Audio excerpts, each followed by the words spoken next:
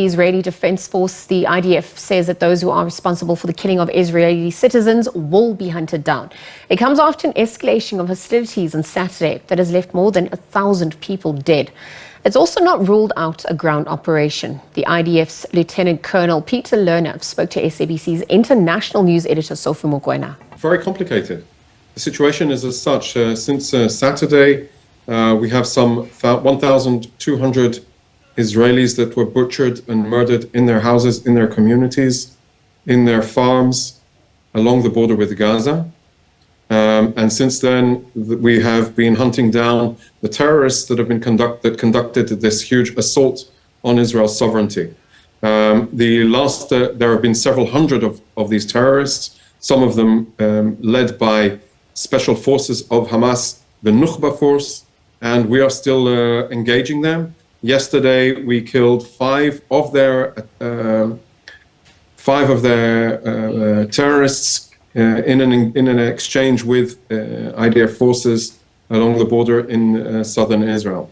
That is currently the situation. We are still operating in order to maintain and secure and resecure the situation on the ground in Israel.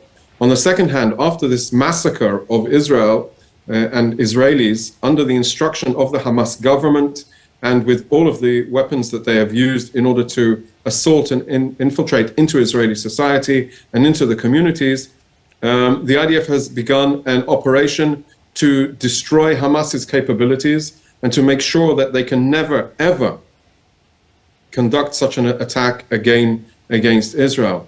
As you see, that the situation is very dynamic and that things are happening from one moment to the next. The Hamas terrorist organization can never, ever be permitted to threaten our civilians and kill them and butcher them and abduct them. So we have over 90 families that we've informed that their loved ones have been abducted. There are expected to be more. They are being held unlawfully by Hamas in the Gaza Strip. They are responsible for their well-being, and we demand that they be released to Israel immediately.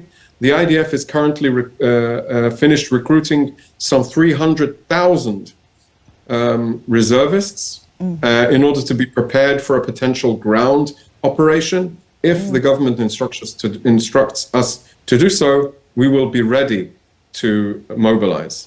This was a terrible failure on the part of the Israel intelligence.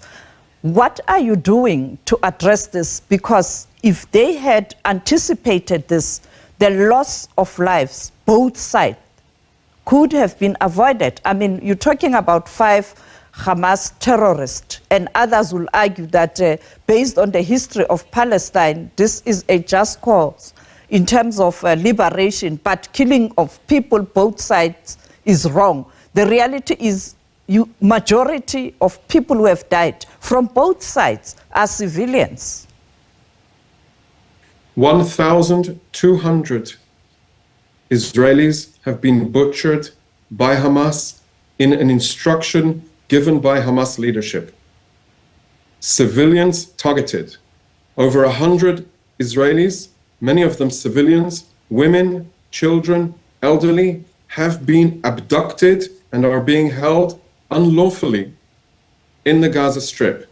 There is no moral equivalence. Israel does not target civilians. Israel goes out of its way, sometimes putting its forces at risk in order to safeguard civilians.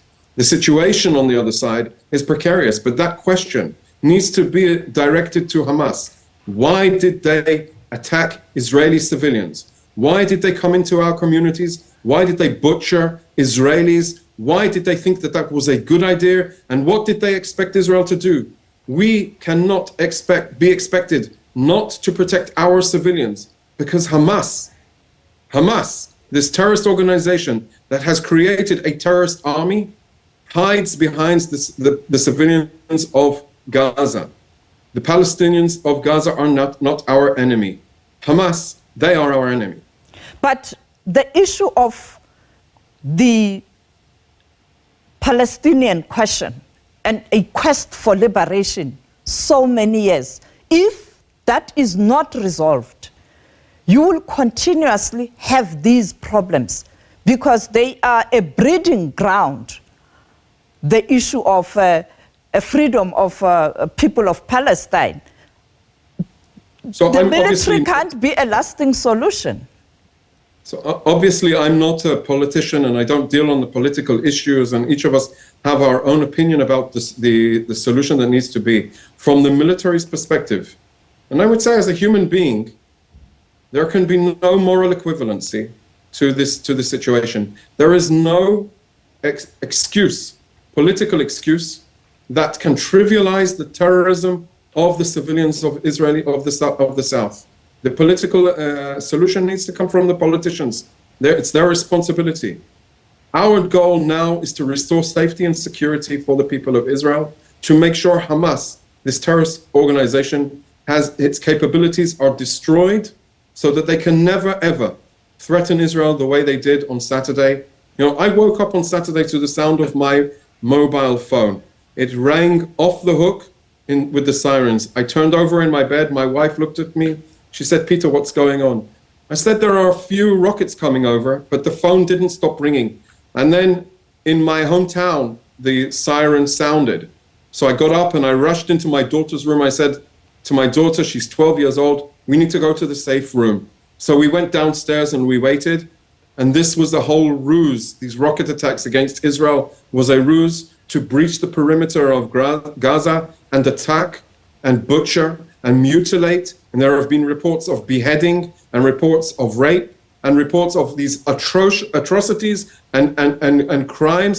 We have to be on the right side of history. We have to denounce this. We have to make sure that decent people can do decent things in order to protect their civilians. And this is what we are doing currently, to make sure that Hamas, its capabilities are destroyed. It has no ability to attack us. It cannot penetrate into our border, and that they cannot rule Gaza as a staging ground for terrorism against Israel. Let's talk about the issue of beheading. There are reports that it is not true. There is no evidence, but indeed people were killed. Now, when you look at the ground operation, are you not afraid that this will lead to a more bigger problem with some countries sympathizing with Palestine, and then it becomes a regional conflict? The ground operation. So when you say no evidence, I find that quite a interesting question. So they are so proud of what they did. They videoed it themselves and they posted it to social media. Beheadings. They are proud of what they did. When they took women that had been to a party on the border, a music festival under the symbol of peace, they paraded her in the streets as people were cheering. All of these videos are there to see.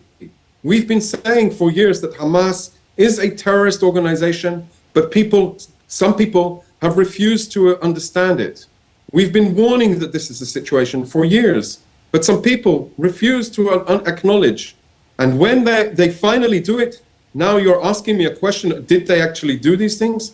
You know, this is a fundamental question. We are seeing that they are proud of what they're doing. They called it a victory. They called it a victory, not me. They are proud of their activities. And we cannot be expected not to defend our civilians because they are abusing so many of their own people. You know, we need to look forward to a world where this type of organization can never exist. This is not resistance. It is terrorism in a 100%. You must acknowledge that. You cannot ignore the butchery of people. If you ignore that, you trivialize it. You give them the approval to do so. When you ask such a question, do you believe that it's right that people should be able to butcher Israelis like that? And I ask you again, do you expect us not to protect our civilians? In terms of the rescue mission, how are you intending to do this? Because you still have people, as you pointed out, who are there and who are in need of help. There. No, they are not there. They've been abducted and taken to there. So who took them? They are responsible for their well-being. Who took them? They are responsible to bring them back now to Israel. Who took them will pay for what they have done. And yes, it is our responsibility to bring them, and we will do everything we can in order to bring them home if it needs to be. And if the government instructs us to mobilize on the ground, we will devise a plan in order to return them home. And finally, but sir, it is ultimately Hamas's responsibility for their well-being. And finally, sir, in terms of the humanitarian corridor requested by the Secretary General of the United Nations and some leaders, including the South African president, calling for the humanitarian corridor, what is the position of Israel in relation to that? Because you have people who are trapped in Gaza as we speak. So I'm not aware of any plans at this moment to create any hiatus in the offensive against Hamas. If that happens, we will most definitely make an announcement, of course.